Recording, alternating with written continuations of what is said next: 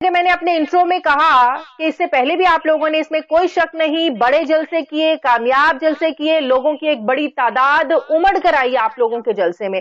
लेकिन उन जलसों में एक ही बात होती थी, अमरीकी साजिश, रिजीम चेंज, मौजूदा हुकूमत इस साजिश का हिस्सा बनी। अब की बार आप जो इस्लामाबाद के परेड ग्राउंड में जलसा करने जा रहे हैं, इसका मकसद क्या है? सिर्फ महंगाई के खिलाफ है, लोगों को ये अवेयर करना है, लोगों में आप डिफरेंस बताएंगे कि मौजूदा हुकूमत क्या कर रही है और हम लोगों ने क्या किया? देखें, ये तो बुनियादी तौर के ऊपर जो इस्लामाबाद में परेड ग्राउंड में हम 2 जुलाई को जो जलसा करने जा रहे हैं, ये रावलपिंडी इस्लामाबाद का जलसा है और ये एहतजाजी जलसा है जिसमें आप देखेंगे कि बड़ी तादाद लोगों की जो है वो शिरकत करेगी, जो इस चीज़ की गमाजी होगी कि पाकिस्तान की जो अवाम है वो इमरान खान के साथ खड़े हैं। क्योंकि जो पिछले 70 रोज़ के अंदर इस पाकिस्तान की अवाम का हशर नशर किया गया है, जिस तरीके से पाकिस्तान के गरीब आदमी का इत्तेसाल किया गया है, जिस तरह पेट्रोल की कीमतें कभी 84 रुपए इकट्ठी नहीं बढ़ी 3 हफ्तों में, कभी डीजल की कीमत 120 रुपए इकट्ठी नहीं बढ़ी। जो सैलरीड क्लास है, यानी कि 40,000 वाला आमदन वाला, उसको ये कह रहे हैं कि हमने बेनजीर इनकम सपोर्ट प्रोग्राम से 2,000 रुपया देना है क्योंकि वो गरीब है।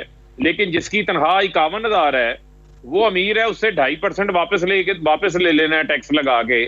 यानी आप जैसे लोग, जो तनख्वाहदार लोग, 80 अरब रुपए का टैक्स लगा दिया है। मुझे आप ये बताएं, मिडिल क्लास को भी खत्म कर रहे हैं, सफेद पोश लोगों को भी खत्म कर रहे हैं, गरीब आदमी तो पहले ही पिसा हुआ है इनकी महंगाई के अंदर। और जो बिजली की कीमतों के अंदर होशरबा इजाफा हो रहा है, 12-12 घंटे की लोड शेडिंग है, LNG इनसे टाइम के ऊपर खरीदी नहीं जा रही, LNG नहीं खरीदेंगे, पावर प्लांट्स बंद होंगे जिससे लोड शेडिंग में इजाफा होगा। मालूम पड़ा है कि जुलाई के अंदर भी अवाम को सख्त गर्मी में लोड शेडिंग का अजाब भुगतना पड़ेगा। तो ये तबाही हुकूमत है। ये जो कहते थे बड़ा बेहतरीन एडमिनिस्ट्रेटर है, ये बदतरीन एडमिनिस्ट्रेटर साबित हुआ है शहबाज शरीफ पाकिस्तान की आवाम के लिए, जिसको बड़ा ब्रांड करके सीवियां पेश करके आगे लाया जा रहा था। दूसरी जानिब आप ये देखते हैं, पता है जब IMF के मुआहदे के साथ आप लोगों ने चलना है तो अपनी मर्जी की मईशत के हवाले से पॉलिसीज आप लोग नहीं बना सकते। आप लोगों को IMF में जो टारगेट देने हैं, टैक्सेस को लेकर सब्सिडी को खत्म करना है, आपने बिजली की कीमतों में इजाफा करना है, पेट्रोलियम मसनूआत में आपने इजाफा करना है। आप उनकी मर्जी के खिलाफ नहीं चल सकते। अगर आपको पैसे चाहिए, ये चीज कोई आप लोगों के लिए नई नहीं है। आप लोग भी IMF के मुआहदे में थे, आप लोग भी IMF की शिकों के मुताबिक, उनकी शराइत के मुताबिक चलते रहे। फारूक साहब देखें, IMF के पास पाकिस्तान गया क्यों? 22 बार गया पाकिस्तान, 7 बार पीपल्स पार्टी, 3 बार नून लीग की वजह से गया, वो भी इनकी जिम्मेदारी है। लेकिन फिर मैं आपको कहूंगा, यहाँ ये अपना IMF को बना देना। फिर ये क्यों कहते थे कि हम आएंगे तो पेट्रोल सस्ता 75 रुपए लीटर होगा? मिफ्ता इस्माइल कहते थे मैं बिजली सस्ती करूंगा, 16 रुपए से 12 रुपए होगा। हम IMF जब हमसे बात करता था, हम उन्हें कन्विंस करते थे, निगोशिएट करते थे, बताते थे कि ये महंगाई का बोझ हमारी पाकिस्तान की आवाम पूरा कर सकती, हम अपने टारगेट्स और अल्टरनेट वे से पूरा करते थे। आप ये देखें, इक्तिसादी सर्वे आया, हमने तमाम टारगेट शादियां पूरे किए। कोरोना के बावजूद जो 100 साल में एक बार एक वबा आती है जिसकी वजह से पूरी दुनिया में तबाही आई, हमने 55 लाख नई नौकरियां पैदा की, नई फैक्ट्रियां लग रही थी, ज़राअत का शोबा तरक्की कर रहा था, किसान खुशहाल हो रहा था। आज किसान पे टैक्स लगा दिया, डीजल महंगा हो गया, वो चावल की फसल ही नहीं काश्त कर पा रहा, कैसे चलाएगा ट्यूबवेल, कैसे फसल को पानी देगा? 2 से 10% टैक्स कर दिया खाद पे, खाद नहीं डालेगा पैदावार कम होगी, पैदावार कम होगी, आपको चीजें इंपोर्ट करना पड़ेगी, फिर आपके रुपए के ऊपर प्रेशर आएगा। रोजाना 50 पैसे के हिसाब से रुपया डीवैल्यू हुआ है। इस इंपोर्टेड हुकूमत के पास को अल्टरनेट ही नहीं है। शादियां इनकी तमाम तवज्जो NRO 2 पे भी थी, जो नैब तरामीम इन्होंने की है वो कर ली है, लुडियां डालते जा रहे हैं। उसके लिए ये आए थे, जो खुर्रम दस्तगीर ने भी स्टेटमेंट दी। अब तो यहाँ हो गई ना, अब बात ये होती है कि कोई हुकूमत कोई एक सिरे से अवाम को रिलीफ दे रही हो, दूसरी जानिब समझ आती है खुर्रम दस्तगीर के बयान का आप लोग दूसरा एंगल भी तो देखें ना। आप लोग तो ये कहते हैं कि खुर्रम दस्तगीर की वजह, बातों की वजह से सब कुछ प्रूव हो जाता है, लेकिन उनकी बातों का दूसरा एंगल भी देखें। वो ये कहते हैं कि इस साल के आखिर तक तहरीक इंसाफ ने तमाम जो ऑपोजिशन के लीडर हैं, ऑपोजिशन के लोग हैं, उनको डिस्क्वालीफाई करवाना था और आप लोग मैदान में अकेले रहकर खेलना चाहते थे, अकेले दौड़ में शामिल होना चाहते थे। आप इस दौड़ में किसी और को रखना ही नहीं चाहते थे। ये आप लोगों का, उनके बकौल आप लोगों का मोटिव ये था जिसकी वजह से ये कट हुआ। शाजिया, इसका मतलब ये है कि पाकिस्तान की क्या अदालतें आजाद नहीं है? इन्हीं अदालतों ने शहबाज शरीफ को बेल नहीं दी, इन्हीं अदालतों से शहबाज शरीफ के ऊपर 4-4 माह से फर्द जुर्म आयद नहीं हुई। इन्हीं अदालतों से शहबाज शरीफ जो है उनके 2 साल वो पूरी जमानत पे निकाल लेते हैं। जिसने गटर का ढक्कन चोरी किया हो, साइकिल चोरी हुई हो, उसकी जमानत नहीं होती। ये ऐसी दफात है, ये जमानतें कंफर्म करवा लेते हैं। इसका मतलब पाकिस्तान में अदालती निजाम नहीं है। ये किस किस्म की बात कर रहे थे? ये जो इकट्ठे हुए हैं तमाम चोर, इन्होंने गाजरें खाई हुई थी, इनका पेट दर्द कर रहा था। 16 अरब रुपए का FIA का केस, डॉक्टर रिजवान की मौत हो जाती है, मकसूद चपड़ासी की मौत हो जाती है। अब जो नैब तरामीम लेकर आए उसमें 8 अरब रुपए का शहबाज शरीफ, हमजा शहबाज, सलमान शहबाज का TT का केस खत्म हो जाएगा। वो पनामा रानी जो बार बार झूठ बोलती हैं, जिनकी बाहर से वो डॉक्यूमेंट्स आए हुए हैं, वो पर्सन स्पेसिफिक शिक डाल दी है। 21G खत्म कर दिया कि बाहर से अगर कोई सबूत आएगा वो अदालतों में बतौर सबूत पेश नहीं किया जा सकेगा।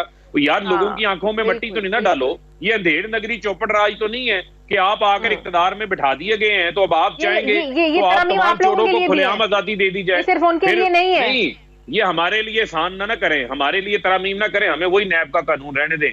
हमारे में से अगर किसी के ऊपर केस है उसके ऊपर उसका सबसे कड़ा एहतसाब करें, लेकिन इनके लिए क्या बाकी लोगों के लिए जेलें खोल दें, पाकिस्तान के सारे चोर आजाद कर दें? ये किस किस्म का पैगाम दे रहे हैं? इसको तो कोई डिफेंड ही नहीं कर सकता। इसके ऊपर तो मैं समझता हूँ मीडिया को भी एक आवाज होकर आवाज उठानी चाहिए कि जिस किस्म की तरामीम इन्होंने की है। इसका हल है फरूख हबीब साहब, आप नए इलेक्शंस हो, भले ही 4 महीने बाद हो, 6 महीने बाद हो, या अगले अगस्त में 2023 में इलेक्शंस हो, इसका एक ही हल है कि PTI 2/3 अक्सरियत लेकर आए, आप लोग अपनी मर्जी की कानून साजी करें और सारे मामलात ही खत्म करें। अभी तो आप जितने बड़े मर्जी जलसे कर लें, लॉन्ग मार्च कर लें, आपको क्या लगता है ये जो तरामीम की है ये वापस ले लेंगे? जो पेट्रोल महंगा हुआ ये वापस ले लेंगे? जो बिजली महंगी हुई है ये वापस ले लेंगे? ऐसा कुछ भी नहीं होगा। शाजिया, नैब तरामीम है, उनको हमने पाकिस्तान की आला अदलिया सुप्रीम कोर्ट ऑफ पाकिस्तान में चैलेंज कर दिया है। सुप्रीम कोर्ट से इस्तदा ही ये की गई है कि ये पर्सन स्पेसिफिक कानून है, लिहाजा इसको टर्न डाउन किया जाए, स्ट्राइक डाउन किया जाए। जब ये केस आगे लगेगा तो पाकिस्तान की आला अदलिया के सामने हम अपनी इस्तदा हमारे लेकिन इन्हीं अदालतों के फैसले भी हैं ना, इन्हीं अदालतों के फैसले भी हैं कि नैब को पॉलिटिकल इंजीनियरिंग के तौर पर बतौर एक टूल इस्तेमाल किया जाता रहा है। इन्हीं अदालतों ने इनको जमानतें भी दी हैं। यही अदालतें कहती रही हैं कि प्रूफ नहीं है। मसला आपके सिस्टम का है, मसला यहाँ की प्रोसिक्यूशन का है। आपने बड़ा अच्छा सवाल किया। मुझे सिर्फ आप ये बताएं, जब चोरी होती है या पुलिस वाले रिश्वत लेते हैं तो क्या आप थाने बंद कर देते हैं? मुझे आप ये बताएं। या मीडिया के ऊपर अगर कोई बंदा बैठ के येलो जर्नलिज्म करता है तो क्या मीडिया के चैनल्स को बंद किया जाता है? हर जगह पर सिस्टम में कमजोरियां होती हैं, उनको ठीक किया जाता है। यहाँ पर तो नैब को ताला लगा दिया है, नैब को नो एक्शन ब्यूरो बना दिया है। यहाँ पर तो अब दिन की रोशनी में डाके डलेंगे, हुक्मरानों को पूछने वाला कोई नहीं होगा, उनके बावर्चियों के नाम पर, उनके बच्चों के नाम पर जायदादें होंगी, वो भी कानून में उनको पूछने वाला कोई नहीं होगा।